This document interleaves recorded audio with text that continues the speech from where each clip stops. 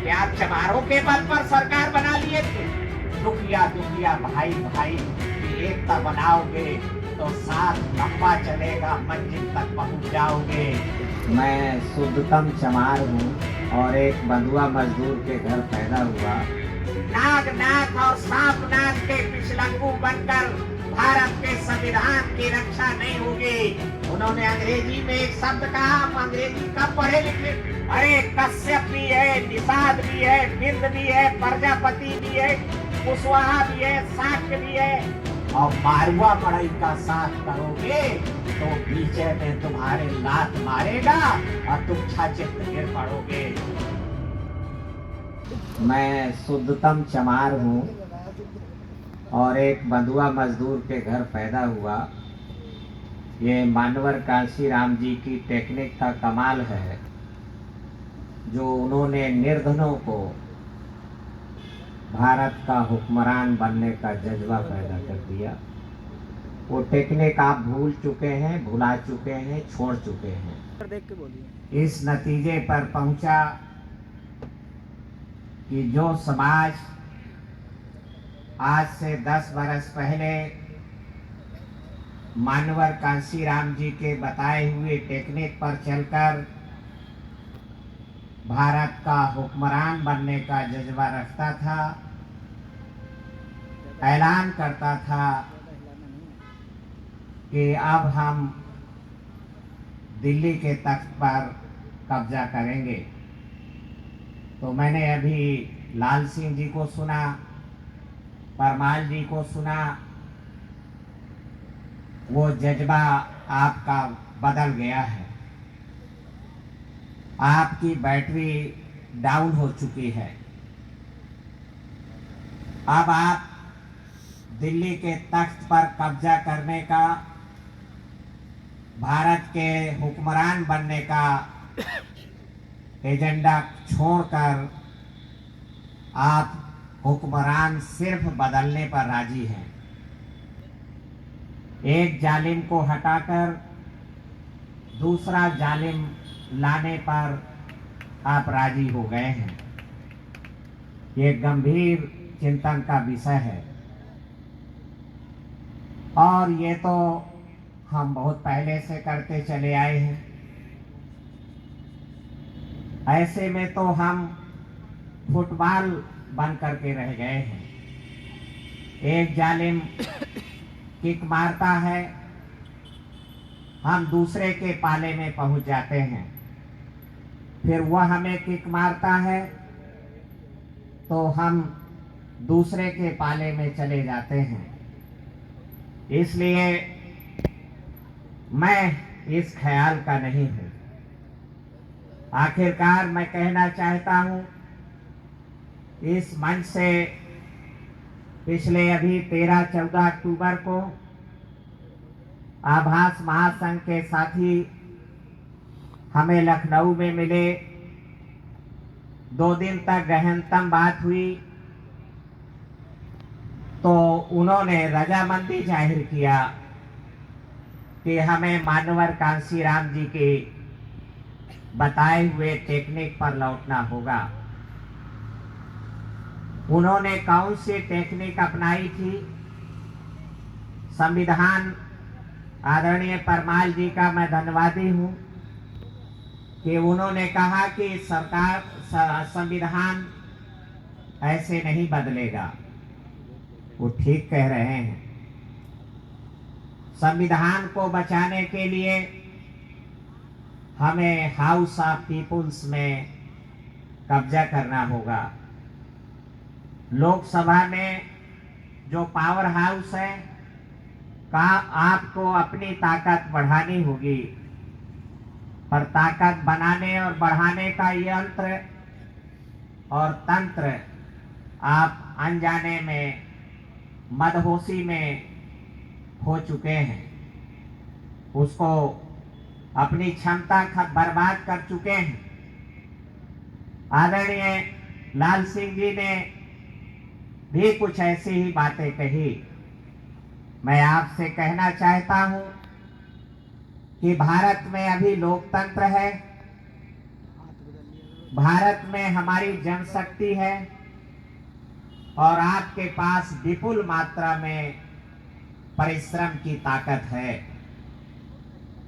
आपके पास जनशक्ति के आधार पर बैलेट पावर है। आपके पास महात्मा ज्योतिराव फुले के संघर्ष के कारण, छत्रपति साहू महाराजा के संघर्ष के कारण और बाबा साहब अम्बेडकर और मानवर कांशीराम साहब ने इन सभी संघर्षों को जो कंसोलिडेट किया, ऑर्गेनाइज किया, एक सूत्र में पिरोया, उन मानवर कांशीराम साहब के संघर्ष के कारण आपके पास बड़ी मात्रा में बौद्धिक संपदा भी है। पर हमारे एक साथी ने अभी आपसे सवाल किया कि धनवानों के धन का सहारा लेकर, धन के बल पर धनवानों को जिताकर क्या आप निर्धनों का कल्याण कर पाओगे? आप लोगों का मन कहता है कि नहीं कर पाएंगे। धनवानों के धन का सहारा लेकर, धन के बल पर धनवानों को लोकसभा, विधानसभा में, ग्राम सभा में भेजकर अडानी और अंबानी के चमचों को भेजकर आप जो भी हुकूमत का निर्माण करोगे, अनिवार्य रूप से वो धनवानों के ही काम आएगी। चाहे वो ग्राम सभा की हुकूमत हो, चाहे वो लोकसभा, विधानसभा की हुकूमत हो। और आप धन के बल पर जो सारा देश का लोकतंत्र चलाना चाहते हैं, आप लोकतंत्र के साथ खिलवाड़ कर रहे हैं। इसलिए मानवर कांशीराम साहब ने बहुत पहले ही तय कर लिया कि इस टेक्निक से हम निर्धनों का कोई कल्याण नहीं कर सकते हैं। जबकि आपके मन में पुकार है, आप जो आज यहाँ बैठे हैं, इस पुकार के कारण ही बैठे हैं कि आप निर्धनों का कल्याण करना चाहते हैं, आप लोक कल्याण करना चाहते हैं। यही बाबा साहब अम्बेडकर का सपना था। तो ये कैसे हो सकता है? तो मानवर कांशीराम साहब ने एक नई टेक्निक विकसित किया।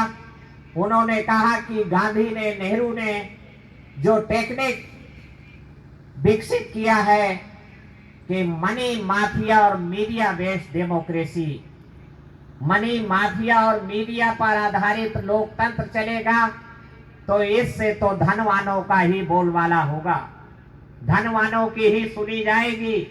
और मैं यहाँ आपसे पूछना चाहता हूँ कि आप में से अरबपति कितने हैं? हाथ उठाएं, मेरी मदद करें। अरबपति कितने लोग बैठे हैं वहां पर भी, यहाँ मंच में भी? कोई नहीं है कि शंका है अभी? क्यों भाई, शंका है? नहीं, कोई नहीं है। करोड़पति कितने हैं? चलो अरबपति छोड़ देते हैं। करोड़पति कितने बैठे हैं? एक हो तो हाथ उठाएं। हैं आप मंच पर? करोड़पति शालिनी है क्या? तो फिर हाँ, लखपति कुछ लोग हैं। बाबा साहब अम्बेडकर के संघर्ष के कारण हम कुछ लोग लखपति बन गए, कुछ लोग ही बने हैं। हमारी कुल आबादी का मुश्किल से 10% हिस्सा ही हम लखपति हो गए हैं। मेरे भाइयों, फिर आप धन के बल पर ही चुनाव लड़ना चाहते हैं? आप नोटों के बल पर ही चुनाव लड़ना चाहते हैं? इसलिए मानवर कांशीराम जी ने ये रास्ता जो धन पर था उसको कट कर दिया, ड्रॉप कर दिया, ब्लॉक कर दिया कि ये रास्ता मुझे मंजिल तक नहीं पहुंचाता है। इसलिए उन्होंने नई टेक्निक विकसित किया कि हमने उनसे पूछा कि फिर आप कैसे बहुजनों को भारत का हुक्मरान बनाना चाहते हैं? तो उन्होंने कहा कि निर्धनों के छोटे छोटे साधन का सहारा लेकर धनवानों को जंगे मैदान में परास्त करके जो हुकूमत बनेगी वो अनिवार्य रूप से निर्धनों के काम आएगी, धनवानों को जंगे मैदान में परास्त करेगी। हमने कहा आप सेठ चिल्ली की बातें कर रहे हैं, निर्धनों के पास तो साधन ही नहीं है, छोटा साधन बड़ा साधन। उन्होंने कहा भाई तुम तो मजदूर के बेटे हो, कोई साधन नहीं है। हमने कहा कि हम अनजान थे, अज्ञानी थे, अंधेरे में थे। आपने कहा नहीं साहब हमारे पास कोई साधन नहीं है। उन्होंने कहा कोई साधन नहीं। मैं कहा नहीं कोई साधन नहीं है। उन्होंने कहा कि 2 पैर तो है तुम्हारे पास। हमने कहा कि साहब पैर से क्या होगा। वो पैदल चल दिए। इलाहाबाद में 5 दिन तक प्रतिदिन 30-35 किलोमीटर, एक दिन तो 40 किलोमीटर की उन्होंने पद यात्रा किया। हजारों नौजवानों में स्फूर्ति आई, जोश आया और हजारों लोग पैदल चल दिए। हजारों गांव तक हमने अपनी पहुंच बनाई, अपनी आवाज को, अपनी चेतना को, अपने स्पंदन को हमने हजारों लोगों तक पहुंचाया, लाखों लोगों तक पहुंचाया। फिर उन्होंने कहा एक साधन और है गरीबों के पास। हमने कहा क्या साधन ऐसा है। बोले बिना डीजल और बिना पेट्रोल के चलने वाली गाड़ी है, हर घर में पहुंच चुकी है, साइकिल नाम है उसका। हमने कहा साइकिल, साइकिल से राजपाट आएगा, मजाक कर रहे हैं, उल्लू बना रहे हैं। मानवर कांसी राम जी ने 200 किलोमीटर की रेंज से 5000 साइकिलों को दिल्ली में बुलाया, पर लोग नहीं पहुंचे। तो उन्होंने कहा कि सलाह सूखी नहीं देना चाहिए, ये मेरी गलती है, मैं सलाह को गीला करता हूं। तो उन्होंने 40 दिन में 4200 किलोमीटर साइकिल पर चलने का पूरे उत्तर भारत का प्रोग्राम तय किया और एक ही प्रचार किया कि समता और स्वाभिमान के लिए संघर्ष जरूरी है।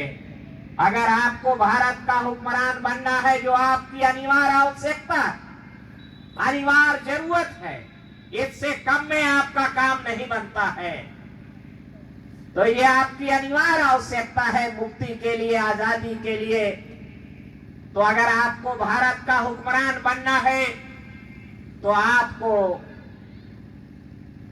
छोटे साधनों का बड़े पैमाने पर इस्तेमाल करना होगा, साइकिल को अपना साधन बनाना होगा।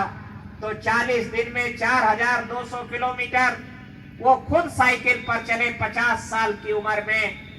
तो देश में हजारों बूढ़ों को भी जोश आया और हजारों की संख्या में हम लोगों ने अपने अपने इलाके में भी, बाबा रामनाथ यादव उस समय शायद वो 55 साल से उम्र क्रॉस कर चुके थे, उनसे अनिवार्य कहा कि मैं जब साइकिल चला सकता हूं तो बाबा तुम्हें भी साइकिल पर चलना होगा। दत्तू प्रसाद जैसे लोग भी अपने इलाकों में लौट करके 8-8 हजार 10-10 हजार किलोमीटर साइकिल पर चल करके बहुजन समाज बनाने का, ना बिकने वाला समाज बनाने का काम किया। कामयाब हुए हम उस दिशा में। फिर उन्होंने कहा अभी और है साधन तुम्हारे पास। हमने कहा और क्या साधन है साहब। उन्होंने कहा देखो तुम्हारे दुश्मनों के पास हाथ कम है, 15% है, तुम्हारे पास 85% हाथ। हम कहा हाथ से क्या होगा साहब, हाथापाई करना है। उन्होंने कहा नहीं, हाथापाई नहीं करना है। बंगला नंबर 4 तेज बहादुर सप्रू मार्ग इलाहाबाद, एक टूटी फूटी दीवार थी, उसमें उन्होंने डब्बा उठाया, उस पे नील घोरे। बोले ये देखो मेरा हाथ देख रहे हो। हमने कहा हाँ देख रहे हैं साहब, हाथ है आपका। उन्होंने कहा देखो ये नील में मैंने ब्रश डुबोया और बड़ी सी दीवार पे लिख दिया, वोट हमारा राज तुम्हारा, नहीं चलेगा नहीं चलेगा, 85 पर 15 का राज, नहीं चलेगा नहीं चलेगा। छोटा छोटा पोस्टर क्यों चिपकाते हो, जब आपके पास बड़ी दीवार है, हाथ आपके पास ज्यादा है, हाथ से वॉल राइटिंग हो जाती है, हाथ से हाथी बन जाता है। हम अपने इलाके में लौट के आए, इलाहाबाद का चुनाव संपन्न हुआ तो हमारे पास नील खरीदने का पैसा नहीं था, महंगी आती थी, तो हमने गेरू खरीदा। हमारे पास ब्रश नहीं था, मजदूर का बच्चा था, तो हमने जंगल से खजूर काटा, खजूर को पुलिया में एक पत्थर से कुचर लिया और कुचर के ब्रश बनाया और दीवारों पे लिख दिया बीएसपी आई है, नई रोशनी लाई है, मंडल रिपोर्ट लागू करो वरना कुर्सी खाली करो, जिसकी जितनी संख्या भारी उसकी उतनी हिस्सेदारी, दलित मुसलमान करो विचार, कब तक सहोगे अत्याचार। ये लिख दिया, एक क्रांति की लहर फैली। मानवर कांसी राम जी ने कहा कि अभी और साधन है तुम्हारे पास, निर्धनों के पास और साधन है। हम कहा और क्या साधन है? उन्होंने कहा देखो तुम्हारे दुश्मनों के पास 15% मुंह है, मुंह माउथ है, और तुम्हारे पास 85% माउथ है। हम कहा मुंह से क्या होगा, दांत काटना है किसी को? उन्होंने कहा नहीं दद्दू प्रसाद, मुंह के अंदर जुबान है, जीभ है, जिह्वा है। दुनिया में जितनी क्रांतियां हुई हैं ये वाणी से हुई हैं, जीभ से वाणी निकलती है। पर तुम दुखी हो इसलिए कड़वाहट तुम्हारे मुंह से निकलती है, तुम अपने सोए हुए लोगों को नहीं जगा सकते हो, इसलिए धैर्य धारण करो। तुम्हारी वाणी से करवा युक्त प्रेम की रसधार बहे, मिश्री निकलने लगे, जागृति जत्था बनाओ, लचीला विनम्र भाषण करो, तो तुम्हारे सोए हुए लोग जाग जाएंगे और प्रेम पूर्ण तरीके से, करुणा युक्त तरीके से भाईचारा बना लेंगे, बहुजन बन जाएगा। और इस टेक्निक पर चलकर मैंने बुंदेलखंड के 20 सीटों में से 15-15 सीटें लगातार जिताकर आपकी सरकार बनाने का काम किया। मेरे भाइयों, मैं पहला चुनाव लड़ा, मेरे पास डिपॉजिट के पैसे नहीं थे।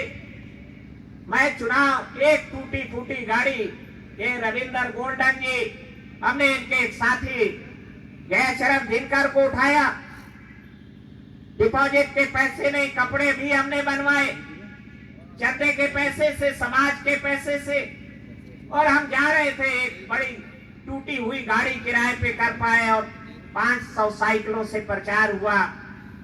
तो एक बूढ़ा बाबा हर जोत रहा था, वो दोहर छोड़ के आया, रुका, रोको रोको रोको गाड़ी। हमने गाड़ी रोक दिया, उतर के आका कौना दद्दू, तो मैं उतर के आया, पैर छुए, टेंटे से पंछा पहने था धोती और टेंटे से मुड़ा तुड़ा 10 रुपया का नोट निकाल के कहा ले आओ, ले जा, मोरो लगा दे, और चीज यही है तो हम ख्यातन यह प्रचार करत हैं। मेरे भाइयों, ऐसे बनी है बीएसपी, ऐसे जीती है, धनवानों के नोट के बल पर नहीं बनी है। और मेरे नौजवानों, तुम तो अभी से धन का खेल खेलने लगे, अभी तो पखना नहीं जाने ठीक से। धन के आधार पर, धन से ही आप मेरे निर्धनों का कल्याण नहीं कर पाओगे, लोक कल्याण नहीं कर पाओगे। इसलिए नहीं, बुद्ध क्या जानकार नहीं थे? राजपाट छोड़ दिया लोक कल्याण के लिए, नहीं तो अपने भिक्षुओं को कहते कि राजपाट में रह करके प्रचार करो। भिक्षुओं को कहा कि ये कटोरा थामो और भीख मांग के खाओ, भीख मांग के खाओ। कुछ भिक्षु भी, भंते भी सोचे होंगे बड़ा अजीब आदमी है बुद्ध भाई, ये हमें कटोरा दे दिया और कहा देखो 5 घर से ज्यादा ना मांगना, 5 घरों में अगर भोजन न मिले तो उस दिन फिर उपवास कर जाना और कम से कम 1 घंटा सोचना कि मेरे कृत्य में कहाँ कमी रह गई कि आज मुझे भोजन नसीब नहीं हुआ, तो अगले दिन उस पे सुधार कर लेना और तुम्हें भोजन जरूर मिलेगा, आगे बढ़ने का साधन जरूर मिलेगा। इसलिए उन्होंने मैं आपसे कहना चाहता हूं, मानवर कांसी राम साहब ने हमसे कहा कि मैं सबसे सुपर एक्सीलेंट कार्यकर्ता उसको मानता हूं जो अपना खाना, अपना किराया भाड़ा और अपना कपड़ा 6 महीने में एक बार समाज से स्वतः खींच ले, किसी को देने की जरूरत ना पड़े। मेरे भाइयों, आपके कार्यकर्ता के अंदर ये नहीं है, अगर आउटसोर्सिंग लगानी पड़ती है, बाहर से इंजेक्ट करना पड़ता है, इंजेक्ट लगाना पड़ता है, तो वो कार्यकर्ता कैसे कामयाब हो सकता है? आखिरकार वृक्ष भी वही हरा रहता है जिसके स्वयं की जड़ें होती हैं। जिस वृक्ष की जड़ें नहीं होती हैं, वो कब तक हरा भरा रह पाएगा? वो हरिया नहीं पाएगा। और जिसकी जड़ें होती हैं, वो पथरा में भी हरियाता है। मैं जंगल का पाठा का रहने वाला हूँ और मैंने पाठा में, पहाड़ में, पठार में सागौन के और बड़े बड़े आंवला के पेड़ मैंने देखे। इसलिए मैं आपसे कहना चाहता हूँ मेरे भाइयों, भारत के संविधान की रक्षा करनी है, यह हमारी अनिवार्यता है। पर आप किसी नागनाथ और सांपनाथ के पिछलग्गू बनकर भारत के संविधान की रक्षा नहीं होगी। जो कांग्रेस पार्टी 85 बार भारत का संविधान के बदल चुकी है, वो भारत के संविधान को बचाने का दावा कैसे कर सकती है और कैसे हम उस पे भरोसा कर सकते हैं? जो कांग्रेस पार्टी ने हमारे निर्भीक निडर डेलीगेट विधानसभा में न जीत के जाएं, लोकसभा में न जीत के जाएं, और अब तो आप ग्राम सभा नहीं जीत पा रहे हो। रामपुर वालों तो मुरादाबाद वाले बैठे हैं, सबकी जानता हूं मैं, बहुत डींग नहीं हाँक सकते। आप अपना ग्राम सभा भी अपना असली नुमाइंदा नहीं जिता पा रहे हैं। ग्राम सभा में भी आपका वही आदमी जीतता है रिजर्व सीटों पर जिसको तुम्हारा जालिम चाहता है, तुम्हारा दुश्मन चाहता है, वो जीत जाता है, और जिसको तुम चाहते हो वो हार जाता है। इसलिए मैं आपसे कहना चाहता हूं कि वो आपको इन सारे और ये सारा कुछ मानवर कांसी राम जी ने किया। कुछ लोगों ने कहा कि पिछड़े वर्ग के लोग साथ नहीं देते, झूठी है बात। पिछड़े वर्ग के लोगों ने आपका कंधा से कंधा मिलाकर साथ दिया, तभी तो आप भारत उत्तर प्रदेश में पूर्ण बहुमत की सरकार बनाने में कामयाब हुए। क्या आप चमारों के बल पर सरकार बना लिए थे? इसलिए और मानवर कांसी राम जी ने कहा, निश्चित रूप से कहा हमें कि दुखिया दुखिया भाई भाई। उन्होंने अंग्रेजी में एक शब्द कहा, हम अंग्रेजी कब पढ़े लिखे थे, हम समझ नहीं पाए। उन्होंने कहा को सफरर को साथ लियो। हम कहा साहब का मतलब? उन्होंने कहा कि सह दुख भागीदार। जो तुम्हारा दुखिया भाई है पिछड़े वर्गों में, तुम बड़ा बड़ा माल काहे पकड़ते हो? जाट को, गुजर को, बड़ा बड़ा माल यादव को, पटेल को ही काहे पकड़ते हो? अरे कश्यप भी है, निषाद भी है, बिंद भी है, प्रजापति भी है, कुशवाहा भी है, शाक्य भी है, और आपके साथ दुखिया भाई नाऊ भी है, दर्जी भी है, लोहार बढ़ई भी है, ये पिछड़े वर्ग के बंजारा भी हैं। ये आपका डट के साथ देंगे, पूरे वफादारी और ईमानदारी के साथ देंगे। हमारे भेजा में बात घुस गई। हम दिल्ली से लौट के बुंदेलखंड में आए तो हमने एक सीट से केवट लड़ाया, एक सीट से कुम्हार खड़ा किया। वो खड़े नहीं हो रहे थे। कहा आप न चुनाव लड़बे। हम तो काहे नहीं लड़ोगे, आपका बड़ा नाम है, प्रधान जीत चुके हो, और खड़े हो जाओ, हम विधायक जिता देंगे। कहा नहीं नहीं, हमारे पास रुपया नहीं है चुनाव लड़ने का। अरे हमको भाई रुपया थोड़ी लगता है चुनाव लड़ने के लिए। वो मेरी बात नहीं माने तो मेरे मुझसे उम्र में एक बड़ा हमारा नेता था, उससे मैंने चिरौरी विनती किया कि भाई इन्हें समझाओ और इन्हें लड़ा दें और ये जीत जाएगा। हमने केवट लड़ाया, कुशवाहा लड़ाया, निषाद लड़ाया, प्रजापति लड़ाया, लोधी राजपूत भी लड़ाया, बाद में पटेल कुर्मी भी लड़ाया, हिस्सा हमने किसी का नहीं मारा, जिसकी जितनी संख्या भारी उसकी उतनी हिस्सेदारी का पालन किया। अब पहले प्रयास में ही केवट का बेटा विशंभर निषाद तिंदवारी विधानसभा से ठाकुरों के गढ़ चंदा भैया को उठा के दई मारा, त्योनिया दिया, केवट को जिता के विधानसभा में भेज दिया हमने। आप लोगों ने सनहा से कश्यप को भी जिताया था, मुझे पता है, हम लोग बधाई आपको। हमने कुशवाहा जिता के लाए, प्रजापति कुम्हार को जिता के लाए। इसलिए मेरे भाइयों, दुखिया दुखिया भाई भाई की एकता बनाओगे तो साथ लंबा चलेगा, मंजिल तक पहुंच जाओगे। और मारुआ मड़ई का साथ करोगे तो बीचे में तुम्हारे लात मारेगा और तुम छाचित गिर पड़ोगे और फिर बाद में रोते रहोगे। यही हो गया। इसलिए मेरे भाई ने अभी कहा कि सर्वजन एक धोखा है, धक्का मारो मौका है। तो ये लड़का फिर के सर्वजन का पहाड़ा पढ़ने में लग गए हैं। सर्वजन सर्वजन। मेरे भाइयों, भेड़ भेड़िया की दोस्ती नहीं हो सकती, चूहा बिलारी की दोस्ती नहीं हो सकती। बिलैया तो चाहती है, चूहों को मैसेज भेजती है, चूहों की पंचायत करती है कि चूहा भाइयों, मैंने अपनी नीयत बदल दी है, नीत बदल दी है, अब मैं चूहों का शिकार नहीं करती है। अब आइए हम चूहा बिलारी की भाईचारा बनाएंगे और मैं अब शाकाहारी हो गई हूँ, अब मैं चूहों का शिकार नहीं करूंगी। चूहे भरोसे में आ गए, चूहे मुगालते में आ गए, सब झुंड बना करके अब बिलैया के पास पहुंच गए। बिलैया रानी, और हम आपसे दोस्ती करते हैं। अब बिलैया ने पहली रात में ही झपट्टा मारा और 5 चूहे शिकार करके निगल गई, डकार भी नहीं लिया। सत्यानाश आपका ऐसे हो गया है। इसलिए मेरे भाइयों, इलस्ट्रेटेड वीकली ने 1987 में एक अपने कवर स्टोरी छापी, 8 मार्च 87 का अंक था। उसमें इलस्ट्रेटेड वीकली ने लिखा कि आप सवर्णों को क्यों नहीं अपनी पार्टी में लेते हैं। मानवर कांशीराम जी ने टका सा जवाब दिया कि भाई, इस देश में 7 राजनीतिक दल और हैं जो सवर्णों के राष्ट्रीय अध्यक्ष हैं, सवर्णों के द्वारा संचालित हैं। मेरी अपील है कि वो अपनी पार्टी को मजबूत करें, वो अपनी पार्टी को मजबूत करें, मेरा पीछा छोड़ दें।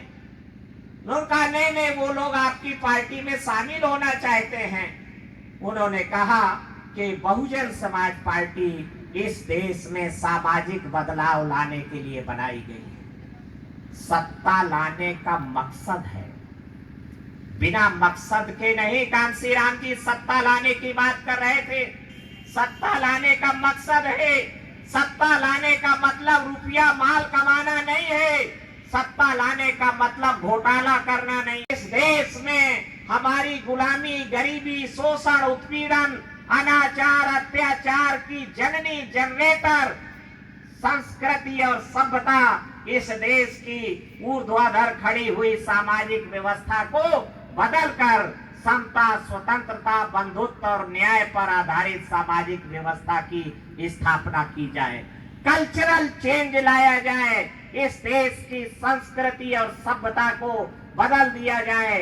ये सत्ता लाने का मतलब था। पर जब संस्कृति के रखवाले हमारे बीच में घुस आए तो फिर हम संस्कृति बदलने के एजेंडे पर कैसे काम करोगे। आप लोग भी बहुत सारी मीटिंगें करते हैं, अपने आपन रहते हो तो खुल के बात करते हो। एक थैया आ जाए जूजू तो आप एक दूसरे का पैर दबाते हो, हाथ दबाते हो, आप चुप रहो, यहाँ संभल के बात करो। पंडित जी आ गए, महाराज आ गए, उन्हें खराब लग जाएगा। आपका एजेंडा ऐसे भटक गया है, एजेंडा छोड़ देने के कारण आप चारों खाने चित्त हो गए हैं। आप पुनः एजेंडे पर लौटें, पर जहां उम्मीद है वो एजेंडे पर नहीं लौटेंगे, मेरा अपना अनुभव बताता है। इसलिए हमें अपना नया मानवर कांसी राम जी के रास्ते पर चलने वाला विकल्प निर्माण करना होगा।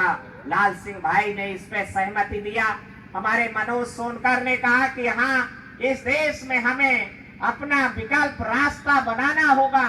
आप खोज रहे हो कि रास्ता क्या आप खोज रहे हैं? अरे खोजे से वही चीज भी मिलती है जो चीज अस्तित्व में होती है, और जो चीज अस्तित्व में नहीं है वो कितना खुआ जाओ, दूरबीन लेके खुआ जाओ, माइक्रोस्कोप लेके खुआ जाओ, तो जो चीज है नहीं वो मिलेगी कहां? इसलिए मैं आपसे कहना चाहता हूं कि मानवर कांसी राम जी ने जो इलस्ट्रेटेड वीकली को कहा था कि मेरा एजेंडा इस देश में सामाजिक बदलाव लाने का है, और सामाजिक बदलाव से सवर्णों को नुकसान है, मेरे समाज को फायदा है। व्यवस्था ज्यों के त्यों बनी रहे, इससे सवर्णों को फायदा है और मेरे समाज को नुकसान है। इसलिए हम इस देश में सामाजिक व्यवस्था में बदलाव लाना चाहते हैं। तो बदलाव, अगर वो सवर्ण हमारी पार्टी में आएंगे तो नंबर 1 तो बदलाव की प्रक्रिया को रोक देंगे, और अगर बदलाव की प्रक्रिया नहीं रुकेगी तो वो हमारे संघ को ही तोड़ देंगे। इसलिए मैं उनको अपनी पार्टी में नहीं लेता। पत्रकार ने कहा कि नहीं वो फिर भी आपकी पार्टी में शामिल होना चाहते हैं। तो मानवर कांसी राम जी ने कहा कि ठीक है, वो वोटर हो सकते हैं, पर हम लीडरशिप और कमान पिछड़े जातियों के हाथों में ही रहेगी। लीडरशिप कमान नहीं देंगे उनको।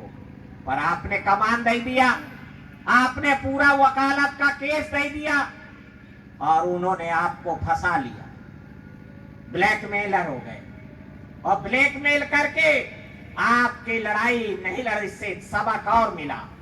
एक सबक और मिला, वो सबक मैं आपसे नौजवानों कहना चाहता हूं, और ये बुद्ध के काल से ये सबक हमें मिला। अगर आपको दुश्मनों से लड़ाई लड़ना है, मजबूती से लड़ाई लड़ना है, तो आपका दुश्मन चाहता है कि अगर इनके बीच में शील वंचित लोग मिल जाए, चरित्रहीन नायकत्व हो इनके अंदर, तो फिर इनको हम आसानी से परास्त कर देंगे। इसीलिए वो रिजर्व सीटों में, प्रधानी के रिजर्व सीटों में शराबी जुआरी को छांट के प्रधान जिताते हैं, छिनरा मनई को बहुत छांट बिरा के प्रधान जिताते हैं, क्योंकि इसको शराब पिलाएंगे 1 बोतल रोज, और प्रधानी हम चलाएंगे। इससे पता चला कि मेरे वर्ग का शील वंचित और चरित्रहीन आदमी जालिम के लिए फायदेमंद है, लाभदायक है, और मेरे लिए नुकसानदायक है। मेरे वर्ग का शील विहीन और चरित्रहीन आदमी कितना वीर पुरुष होए, कितना बहादुर होए, कितना बड़ा रणबांकुरा होए, मेरी लड़ाई नहीं लड़ पाएगा। दुश्मन जब चाहेगा चुटकी बजा के उसको अंत कर देगा, और वो लड़ाई छोड़ के कहेगा, अब भाई रुक जाओ, थोड़ी देर रुक जाओ, मेरा वारंट आ गया है, मेरा सीबीआई आ गई है, ईडी आ गई है, और रुक जाइए। और रुके में 15 साल का खेल हो गया। आप 15 साल पिछड़ गए हैं, इसलिए संविधान खतरे में पड़ गया। इसलिए आपको डर पैदा हो गया है कि संविधान खतरे में है। इसलिए मैं आपसे बहुत लंबी चौड़ी बात नहीं करना चाहता हूं, और दोबारा फिर मिलूंगा, लंबी चौड़ी बात करूंगा। आप भी जाने की जल्दबाजी में हैं, मैं भी आपको सुनना चाहता था, इसलिए मैंने बीच में दूसरे नेताओं की तरीके से हड़बड़ी नहीं किया कि भाई मैं रुकिए, मैं जल्दी लगाओ, मेरा नंबर लगाओ, मुझे जाना है। नहीं, मैं आज भी रुकूंगा यहाँ, और मेरी दिली तड़पण है, दिली छटपटाहट है कि मानवर कांसी राम जी का मिशन पुनः पुनर्जीवित किया जाए। मानवर कांसी राम की टेक्निक को पुनः जिंदा किया जाए। इसलिए जब मेरी मां से मुझे अलग किया गया 28 जनवरी 2015 को, 28 जनवरी जब 2015 को जिसको मैंने अपने खून से सींचा, मैंने अपना चाइल्डहुड उसको समर्पित किया, मैं बचपना लगाया, जिसमें पूरी जवानी लगाई। बहुत सारे लोग कहते हैं मंत्री बना दिया। अरे हमने मंत्री ही नहीं बने, मंत्री तो हम मजबूरी में बने। कोई मंत्री हमें बनाने को तैयार नहीं था। कांसीराम के चेलों को तो पहले ही मारा जा चुका था। तमाम पुराने लोग पीड़ा लिए घूम रहे हैं कि कांसीराम के फला आदमी को काट दिया। अरे कोई जोनल कोऑर्डिनेटर दोषी नहीं है, कोई जिलाध्यक्ष दोषी नहीं है। जो मानवर कांसीराम का मिशन बर्बाद करना चाहते थे, उन्होंने आपके जिलों जिलों में कांसीराम के काडर को काट डाला है। बहुत पहले 10 साल नहीं 20 साल पहले काट दिया था। उनका इरादा नेक नहीं था। इसलिए मैं आपसे कहना चाहता हूं मेरे भाइयों कि आपको मानवर कांसीराम साहब का मिशन पुनर्जीवित करना है तो मानवर कांसीराम की टेक्निक पर आना होगा। और जब मुझसे पत्रकारों ने कहा कि अब तुम क्या करोगे, तुम्हें तो निकाल दिया गया पार्टी से, तो मेरे मुंह से मैं कोई प्लानिंग बना के सोच विचार के नहीं बैठा था। मेरे मुंह से अनायास निकला कि किसी भी शोषणकारी पार्टी, शोषणकारी व्यक्ति, शोषणकारी शक्ति के साथ जाकर दद्दू प्रसाद अपने गुरु कांसीराम की सीख को और अपनी महतारी के दूध को शर्मिंदा नहीं करूंगा। मैं इस देश में बहुजन समाज बनाने की कोशिश करूंगा, समय की प्रतीक्षा करूंगा। और मेरे जीते जी अगर कांसीराम का मिशन नहीं जिंदा हो पाए तो मैं आने वाली पीढ़ी को, अपने नौनिहाल बच्चों को कांसीराम का मिशन देके जाऊंगा उनको। इसलिए मैं एक काम कर लिया, मानवर कांसीराम के दिए गए भाषण जिसको करोल बाग में खड़े होके जला दिया, अमित राजन को भेजा नागपुर कि जाओ, वहां बहुजन नायक रखे हैं, कांसीराम के भाषण रखे हैं, बंडल के बंडल जला के आओ। अमित राजन वहां जला के आया, वीडियो बना के लाया। महेश आर्या को भेजा, जाओ कलकत्ता में जला के आओ। अहमदाबाद में रखे हैं कांसीराम के भाषण, जला दीजिए उनको। जलंधर में रखे हैं, जला दीजिए उनको। और जब वो सब जला दिए गए तो मेहरा ने मुझे आकर के 2007 में बताया कि ये तो जला दिया गया। मैं बहुत शोक में पड़ गया। मैंने कहा आखिरकार मानवर कांसीराम के भाषणों में क्या था जो जला दिया गया। मुझे अंदाजा लग गया, मुझे पता चल गया कि वो कांसीराम का मिशन बर्बाद करना चाहते हैं। कांसीराम का निर्धनों का लोकतंत्र, निर्धन लोग कैसे चुनाव लड़ें और निर्धन लोग कैसे चुनाव जीत सकते हैं, ये टेक्निक खत्म करना चाहते हैं। लोकतंत्र को नाकामयाब बनाना चाहते हैं। मैंने अलीगढ़ के भाई अनंत राव अकेला से, वो भी अचानक मुझे मिले। वो मुझे किताब देने आए, कार्यक्रम में मिले, मैंने बुला के ले गया। मैंने उनसे पूरा परिदृश्य जो मेरी सूचना में था मैंने बताया 2008 में। मैंने कहा भाई भारी खतरा है, कांसीराम का मिशन खत्म करने की प्लानिंग बन चुकी है, आप मेरी एक मदद कर सकते हो। आप 3 किताबें प्रकाशित कर चुके हो। मानवर कांसीराम जी के भाषण हूबहू बहुजन संगठक अखबार में छपते थे। वो बहुजन संगठक अखबार मैं भी बांटता था बचपन में, घर घर जाकर के, और आप भी बांटते रहे हो। उनको इकट्ठा कर लिया जाए, इधर उधर गांव में होंगे, लोगों के पास अभी भी घरों में पड़े हैं, अभी वो पीढ़ी जिंदा है। हमने वो अखबार इकट्ठा किए, भाई अनंत राव अकेला ने वो अखबार इकट्ठा कर लिए। इकट्ठा करके फिर हमें तभी खबर लगी कि अंबेडकर टुडे को हमारी सरकार ने प्रतिबंधित कर दिया है। अंबेडकर टुडे का संपादक राजीव रतन मौर्य को गिरफ्तार कर लिया है, जेल में डाल दिया है। याद लखनऊ में हजरतगंज बाबा साहब अंबेडकर की मूर्ति के पीछे बहुजन चेतना मंडप किताब की दुकान चलाता, वहां छापा मारा हमारी पुलिस ने और तीसरी आजादी के सारे कैसेट जब्त कर लिए। आर्य नीति का भंडाफोड़ किताब जब्त कर लिया और आरनीत के भंडाफोड़ किताब में लालमणि प्रसाद का नाम छपा था। वो सांसद थे प्रेजेंट। उनको बुला के क्लास लगाई कि तुम ऐसी खुराफाती संस्था में सदस्य बने हो, इस्तीफा दो, नहीं तुम्हारी संसदीय बर्खास्त करती हूं। वो इस्तीफा लिखा लिया। करण याद अभी जिंदा है, जाके पूछिए।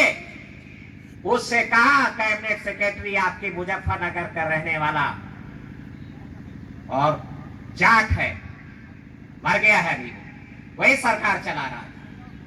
तो उसने बुला के कहा कि करण याद इतने केस लगाएंगे कि तुम्हें अपनी नानी याद आ जाएगी, ये बंद करो सब। प्रधानमंत्री नहीं बना। वो बेचारा हाथ जोड़ करके छुट्टी पाके आया।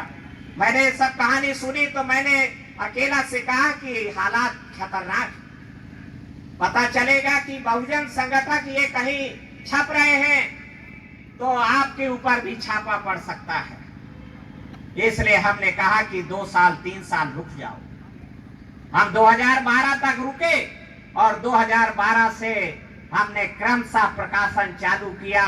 मानवर कांशीराम जी के ऐतिहासिक भाषण, निर्धनों को भारत में कामयाब बनाने वाला, निर्धनों को चुनाव जिताने वाली टेक्निक जो मानवर कांशीराम साहब ने रिसर्च करके, अपना भेजा लगा के, अपना दिमाग लगा करके जो रिसर्च करके पूरा बाम से BS4 फिर BSP बनाई, वो पूरा का पूरा प्रकाशित करना चालू किया और प्रकाशित करके आज मानवर कांशीराम जी के ऐतिहासिक भाषण के 12 खंड प्रकाशित हो गए हैं। अभी 2 खंड और आएंगे, फिर मानवर कांशीराम जी के जो पार्लियामेंट में दिए गए भाषण हैं उसको भी हम उठाएंगे। तो मैं नई पीढ़ी को देने के लिए, बहुत सारे मेरे चंदन भाई भी मुझसे मिले, कहा जल्दी करो जल्दी करो। अरे मको जल्दी, हवा बहुत खिलाफ चल रही है। ये दद्दू प्रसाद को गद्दार घोषित कर दिया गया है। तो मैं नौजवानों की टोली में गया कि नौजवान लड़कों, ये मानवर कांशीराम का कैडर सीख ले आओ।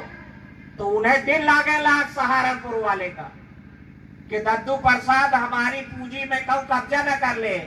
अरे भाई, मैं कब्जा करने का इरादा नहीं रखता हूं, पर मैं मानवर कांशीराम का मिशन कामयाब बनाने का इरादा रखता हूं। और सील विहीन, चरित्रहीन लोग मानवर कांशीराम का मिशन कामयाब नहीं बना सकते। वो भंते भी जो सील वंचित है, 5 सील का पालन नहीं करते। अरे भिक्षुओं के लिए तो 25 सील और हैं, पर वो भंते के साथ, मैं कई के साथ रात में रुका, रात में सोया, उनको दारू पीते देखा, उनको मुर्गा मांगते देखा, उनको झूठ बोलते देखा, तो मेरा हृदय कांप गया। इसलिए मैं आपसे कहना चाहता हूं कि आपका मिशन पवित्र है, आपका मिशन महान है, आपका मिशन उच्चतम है, श्रेष्ठतम है। इसको पवित्र रास्ते से ही कामयाब बनाया जा सकता है, इसको अपवित्र रास्ते से कामयाब नहीं बनाया जा सकता। आप लोगों ने, मैं कहा कि नहीं, हम साम दाम दंड भेद छल कपट से दुश्मन को परास्त कर देंगे, हम जैसे को पैसा जवाब देंगे। तो आप परिणाम सामने, जैसे को तैसा जवाब देने। इसलिए मेरे नौजवान साथियों, मेरे बच्चों, मेरी दिली ख्वाहिश है, मैं अपने हिस्से की सत्ता प्राप्त कर चुका हूं। मुझसे ऊपर अब केवल 2 ही कुर्सियां हैं, मुख्यमंत्री, CM और PM। इसलिए एक मजदूर के घर से निकल करके बंधुआ मजदूर का लड़का यात्रा कर चुका है। मेरी दिली ख्वाहिश है कि ये मेरे नौजवान भारत का हुक्मरान बनने की तैयारी करें, पर ये हुल्लड़बाजी से नहीं कर पाओ। ये तुम उच्छृंखलता से पट्टा डाल के और समाज को समझाने की, जोड़ने की टेक्निक नहीं समझोगे। हमारे एक ग्राम पंचायत अधिकारी साहब, ADO साहब ने बहुत अच्छी बात कह के गए कि इस देश में मंडल रिपोर्ट को लागू कराने का पूरी लड़ाई अगर किसी ने लड़ी है तो उसका नाम मानवर कांशीराम है। मैं दावा करता हूं, चैलेंज देता हूं, किसी को जानकारी हो तो बताए अगस्त 90 से पहले, अगस्त 90 से पहले जनता दल के किस नेता ने मंडल रिपोर्ट के लिए आंदोलन किया?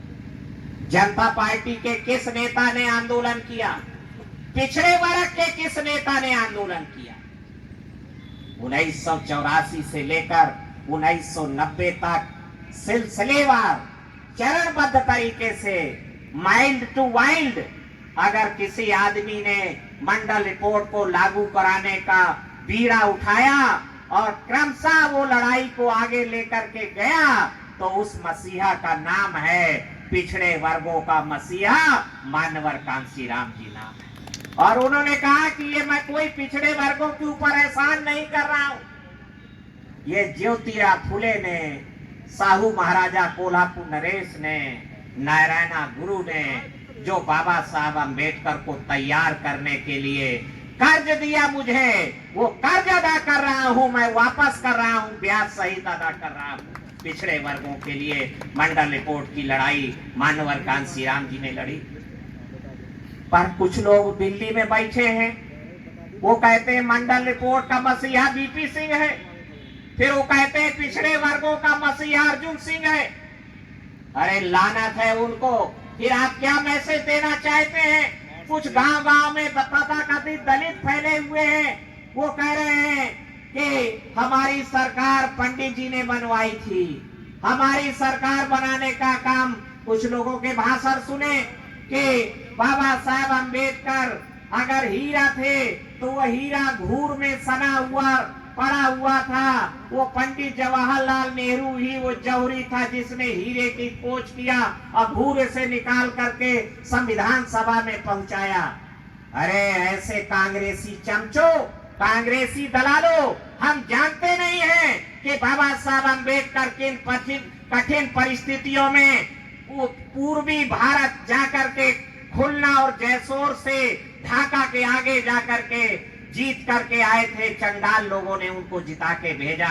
ये जवाहरलाल नेहरू ने काम किया।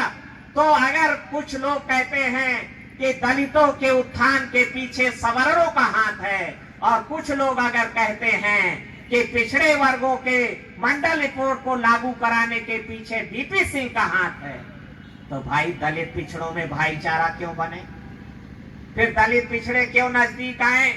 सच्ची बात तो यह है कि दलितों को, बाबा साहब अम्बेडकर को आगे बढ़ाने का बड़ा योगदान महात्मा ज्योतिराव फुले और छत्रपति साहू महाराजा का, सयाजीराव गायकवाड़ बड़ौदा।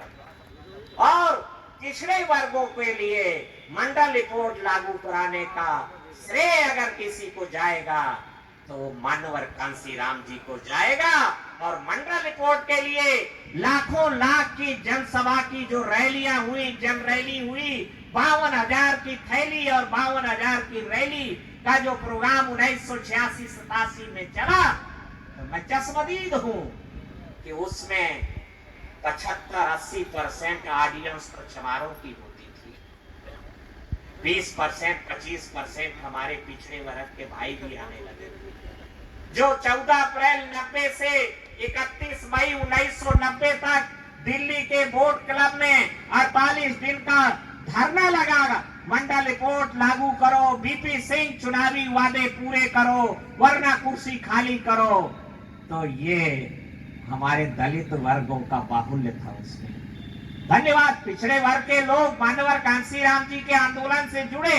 अगर पिछड़े वर्ग के लोग साथ नहीं देते तो दत्तू प्रसाद ही 3 बार विधायक कैसे जीतता?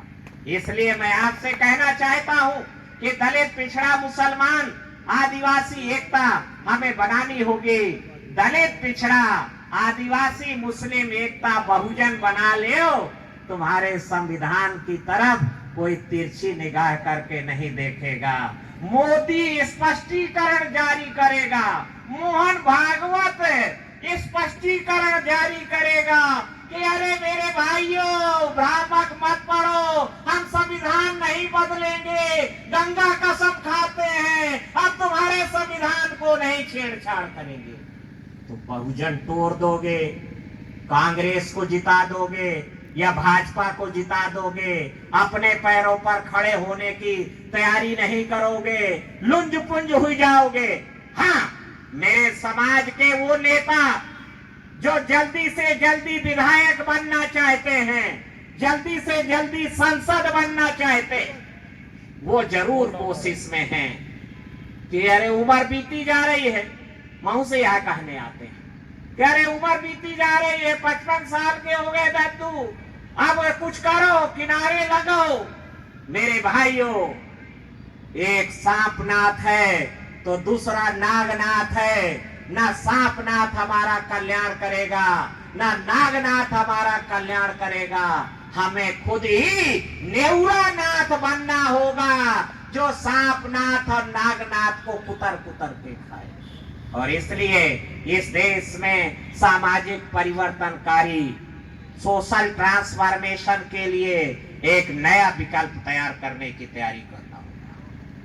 पर क्रेडिबल लीडरशिप, शीलवान चरित्रवान लीडरशिप आप लेकर के आएंगे तो बहुत लंबी यात्रा तक चल पाएंगे। चरित्रहीन, शील विहीन लोगों के आप नेतृत्व विकसित करेंगे तो इलाके का थानेदार, और थानेदार न सही तो सीओ और पुलिस कप्तान ही उसकी बोलती बंद करा देगा जब चाहेंगे। अभी तो उनको आपको डिवाइड करना है, तो इसलिए आपको मीडिया माइलेज भी मिलेगा, आपको चारों तरफ से जय जयकार सपोर्ट, और आपको ये फॉर्च्यूनर गाड़ियां, स्कॉर्पियो गाड़ियां, और आपको मध्य प्रदेश में कैंडिडेट भी सबड़ मिल जाएंगे, मिल रहे हैं। चूंकि उनको मकसद आपको डिवाइड करना है, आपको ही लड़ा देना है। इसलिए पर जब आप असली मंजिल की तरफ चलेंगे तो शीलवान चरित्रवान आदमी ही टिकेगा, शील विहीन आदमी नहीं टिकेगा। इसलिए मैं बहुत, तथागत भगवान बुद्ध एक वैज्ञानिक थे, मानवर कांशीराम साहब भी वैज्ञानिक थे, और इसलिए बाबा साहब अम्बेडकर ने भी 23 नवंबर 1950 को 23 नवंबर 1950 को पार्लियामेंट में बोलते हुए कहा कि अगर मुझे भारत में लोकतंत्र को कामयाब बनाना है तो उन्होंने एजुकेटेड लीडरशिप की बात नहीं स्वीकार किया। प्रोफेसर नाम भूल रहा हूं मैं उसका, तो वो प्रस्ताव लेके आया कि शैक्षिक योग्यता की शर्त रखी जाए। बाबा साहब अम्बेडकर ने खारिज कर दिया। कानून मंत्री थे, उन्होंने कहा कि मेरी दिली ख्वाहिश है कि इस भारत के देश में लोक कल्याण की राजनीति अगर विकसित करनी है तो इस पवित्र सदन में मैं शिक्षित आदमी नहीं, पर मैं चरित्रवान और शीलवान आदमी जरूर चाहता हूं। और मेरी कोशिश है कि इस पवित्र सदन में एक भी चरित्रहीन और शील विहीन आदमी के लिए खिड़की और दरवाजे बंद हो जाएं। मैं ये ऐसा प्रबंध करना चाहता हूं। इसलिए, और बाबा साहब अम्बेडकर, एक मेरे साथी बहुत कीमती बात बोल के गए कि बाबा साहब अम्बेडकर विदेश की धरती में जाके ललकारे, कौन सी ताकत बाबा साहब अम्बेडकर के पास। बाबा साहब अम्बेडकर गोलमेज सभा में इलेक्टेड आदमी नहीं थे, नॉमिनेटेड आदमी थे, नामित होकर के गए थे। शालिनी जी, मेरी विनती है, बैठे आप, अरे बैठे आप, मेरी विनती है, आपको बहुत आगे जाना है। मेरा भी उड़ाव है आपके साथ, उड़ाव समझती होगी। हाँ, तो इसलिए पर आपको बहुत इधर उधर भटका देंगे, जाने का नरवा ढरवा में, इसलिए बहुत संभाल के चलिए, कठिन डगरपन घटती। तो मैं आपसे कहना चाहता हूँ मेरे भाइयों कि मानवर कांशीराम जी के कैडर कैंप को रिवाइव करना होगा, मानवर कांशीराम जी के थॉट को। और आप मंगाइए किताबों को, कांशीराम जी को पढ़िए, और जहां अटकन भटकन पड़े तो दद्दू प्रसाद अभी जिंदा है, और मुझे भरोसा है कि अभी 35-40 साल तक जिंदा रहूंगा आपके लिए मार्गदर्शन करने के लिए, और मैं अंतिम समय तक चलायमान रहूंगा। इतना अपने स्वास्थ्य का और इतना ख्याल रखता हूँ। इसलिए आपसे कहना चाहता हूँ कि आप लोग मानवर कांशीराम जी, कुछ लोगों ने और बातें कही, मैं आपसे कहना चाहता हूँ, भारत में मार्टिन लूथर किंग फेल है, भारत में कार्ल मार्क्स फेल है, भारत में लेनिन फेल है, भारत में नेल्सन मंडेला भी फेल है। कहा जाना है मानवर कांसीराम ही भारत के लिए मार्टिन लूथर किंग है, मानवर कांसीराम ही भारत के लिए कार्ल मार्क्स है, मानवर कांसीराम ही भारत के लिए लेनिन है, मानवर कांसीराम जी ही नेल्सन मंडेला है। अरे हमारी अपनी पूंजी इतनी मजबूत है, हमारी सभ्यता संस्कृति, हमारा एक श्रृंखलाबद्ध महापुरुष, और ये महापुरुष पूजने के लिए नहीं है, ये इनके पूजा अगरबत्ती और धूप बत्ती जलाने के लिए नहीं है, बल्कि इनके विचारों को धरती पर उतारने के लिए। और जो आपके पास बल है, आपके पास बल है परिश्रम का, आपके पास दम बल है बौद्धिक बल, आपके पास बल है चरित्र बल, आपके पास बल है सील का बल, और आपके पास बल है भुजाओं का बल। इनके बल पर ही हम जालिम को जंगे मैदान में परास्त करके, और आपके पास बल है जनशक्ति का, आपके पास जनबल है, और उसके आधार पर बैलेट पावर है। और मैं नहीं मानता कि ईवीएम के कारण घोटाला हो रहा है, नहीं, हम अपनी नालायकी के कारण हार रहे हैं, हम अपना इकट्ठा हुआ वोट बेच रहे हैं। हमने फुटकर वोट की बिक्री बंद कराई तो जालिम ने इकट्ठा वोट की बिक्री चालू करा दिया। और ये नए नए लड़का तैयार हुए रहे हैं, यह महीने से बेचे की प्लानिंग में कि हम टिकट बनाएंगे या फिर हम बेचेंगे। मुझे बड़ा डर लगता है, इसलिए मेरे नौजवान साथियों, मैं आपसे कहना चाहता हूं, जो बिकता है वो बचता नहीं है, और आपको बचना है, लंबी यात्रा करनी है, ऊंचाइयों तक जाना है। इसलिए वोट बेचना पाप है, और 1 लाख वोट बेचना और बड़ा पाप है, और टिकट बेचना समाज को बेचने के बराबर का पाप है। आप टिकट बेचने के कारण सत्यानाश हो गया। आप अपनी कमियां छुपाना चाहते हैं, ईवीएम के ऊपर ठीकरा फोड़ देना चाहते हैं।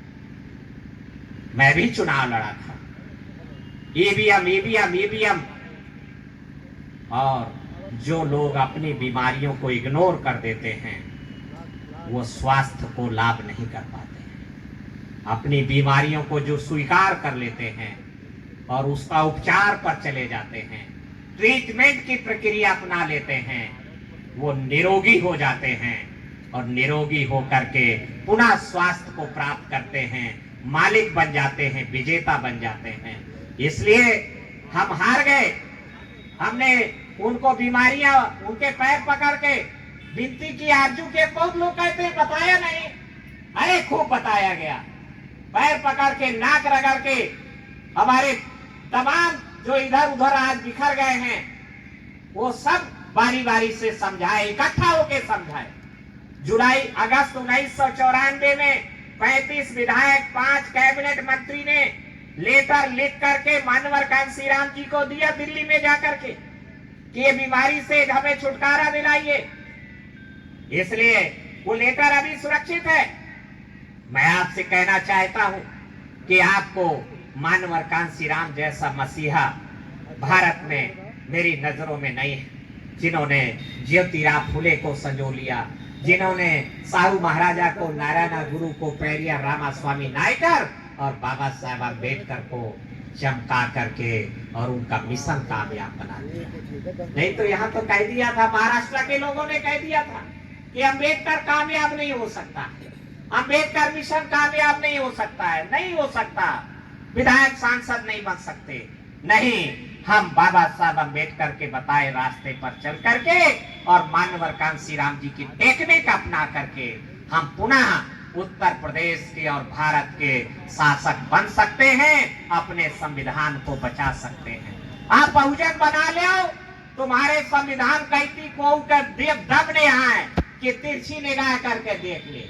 जालिम को पता चल गया है और मेरे दलाल बता रहे हैं कि चिंता न करो मालिक साहेब, मोहन भागवत जी बदल दे आओ, हम सबका लड़ा दीन है आपस में, दलित अलग, पिछड़ा अलग, और हम तुम्हारे गोल में भेज दी न मार मार के बदल दिया। इसलिए संविधान में खतरा है। मैं आपसे बहुत, आप सबने सुना, 5 आदमी सुना, इसलिए मैं दुखी नहीं हूं। जो लोग आप सोचते हैं कि लोग कमाए, ठीक है, मैं 2-3 सभाओं में पहले आया रामपुर में। रामपुर का ऐसा स्वभाव है, नई नई बात को जल्दी नहीं स्वीकार कर पाते, होता भी नहीं है। वो परीक्षण करते हैं, परीक्षण की एक प्रक्रिया है। परीक्षण में आप पास हो जाएंगे, इसी मैदान में 10,000 लोग इकट्ठे हो जाएंगे।